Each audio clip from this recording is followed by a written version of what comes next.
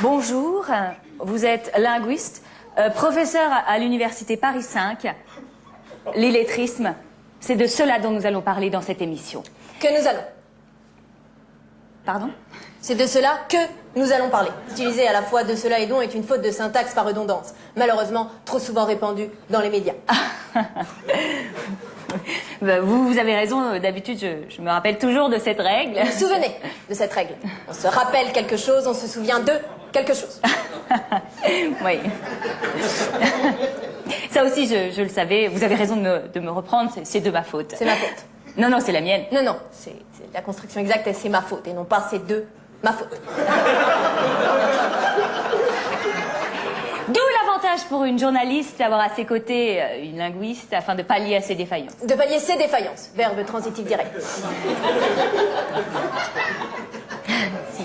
Si mes pauvres professeurs m'entendaient, eux qui m'ont appris les verbes et puis rabattu les oreilles avec les conjugaisons. Ils vous ont enseigné la conjugaison. On apprend soi-même, on enseigne aux autres. Quant à vos oreilles, elles ne les ont pas rabattues, mais rebattues. À moins, évidemment, que vous n'ayez hérité du bonnet d'âne. Grâce à vous, nous débutons cette émission dans le vif du sujet. Nous commençons cette émission. On commence quelque chose alors que l'on débute dans la vie ou dans le métier. Merci. Donc, pour commencer, je vais vous citer afin de réduire ma marge d'erreur au maximum. Vos erreurs, vous ne pouvez que les réduire au minimum ou les augmenter au maximum. Bon. Vous avez dit, je cite, dans une étude récente en Seine-Saint-Denis, on a demandé à des collégiens ce que représentait pour eux la lecture. Plusieurs ont fait cette réponse surprenante. La lecture, c'est pour les PD. Alors, ma première question, le problème est-il spécifique à la Seine-Saint-Denis ou bien le rencontre-t-on sur une plus grande échelle aux quatre coins de l'Hexagone? Vous voulez sans doute dire, une plus grande échelle. Attendu que sur une grande échelle, on ne trouve que les pompiers. Et hormis le fait que l'Hexagone comporte 6 côtés et non 4, à l'échelle nationale, 10% des enfants qui entrent au cours préparatoire disposent de moins de 500 mots au lieu de 1200 en moyenne pour les autres. Attendez, 10% des enfants qui rentrent au cours préparatoire, mais c'est énorme. 10% des enfants qui entrent au cours préparatoire. Quand ils rentrent, effectivement, c'est énorme. Ça veut dire qu'ils redoublent.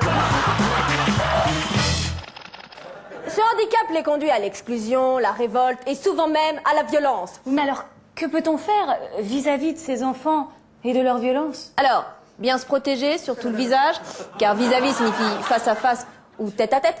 En revanche, à l'égard de ces enfants pour endiguer leur violence, nous pouvons leur donner des armes. Ah, vous vous contredistes. Vous contredisez. C'est pas dit? Disez.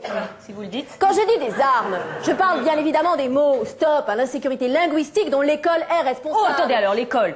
L'école, hein, et les nouveaux modes de communication, hein, chat, SMS, courriel. Vous n'êtes pas sans ignorer au jour d'aujourd'hui. Vous n'êtes pas sans savoir, sinon c'est un contresens. Si vous n'êtes pas sans ignorer, c'est que vous ne savez rien. D'autre part, oui, désignant le jour, aujourd'hui depuis longtemps un pléonasme, au jour d'aujourd'hui un double pléonasme, utilisé seulement par les triples buses. Comme par exemple? Comme par exemple est aussi une formule pléonastique, on doit dire comme ou par exemple. Et si je vous dis, cet invité conne par exemple, c'est français? C'est populaire, mais c'est français. J'ai conseillé au ministre de l'Éducation nationale d'imposer des leçons de mots dès le cours préparatoire en s'appuyant sur des cahiers de mots obligatoires pour chaque élève. Oui, donc on peut dire aux mamans qui ont des enfants à l'école, ce qu'il faut acheter à chacun, c'est un espèce de lexique. À chacun c'est une. Oui, à chacun c'est une, on n'est pas obligé de l'acheter. Hein. Non, c'est une espèce de lexique. Espèce, c'est féminin. Mais ça ne coûte rien. C'est un cahier que l'enfant remplira avec son instituteur et montrera à ses parents chaque soir. Alors surtout, ne pas oublier de le ramener chaque matin à l'école. De l'apporter. On apporte les choses, on amène les personnes. Si le ministre de l'Éducation avait été là, il vous aurait dit combien il était enchanté de ma proposition. Oui, mais encore a-t-il fallu que je le reçoive. Encore eût-il fallu que je le reçusse. Ah bon? Ah bon? Vous êtes si intimes tous les deux? Je corrigeais votre imparfait du subjonctif. Oh, pardon. Eh bien, Bénédicta Faune, merci pour cette interview que je ne suis pas prête d'oublier. Pas prêt d'oublier, accent gravesse. Merci à vous de m'avoir reçu en direct, c'est comme cela que l'on dit. Oui, mais vous auriez pu aussi recevoir mon direct. Entendu, je note. Ce sera d'ailleurs la conclusion de mon émission. En venir aux mots pour ne pas en venir aux mains.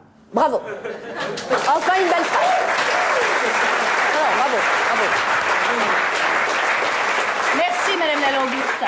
La linguiste. Ah oui, c'est ça, oui. Non, attends, là, c'est coupé? Non, c'est coupé, là. Putain, non, mais attends, mais elle m'a niqué mon émission, cette espèce de salope obtuse. Obtuse. Alors, je peux y aller.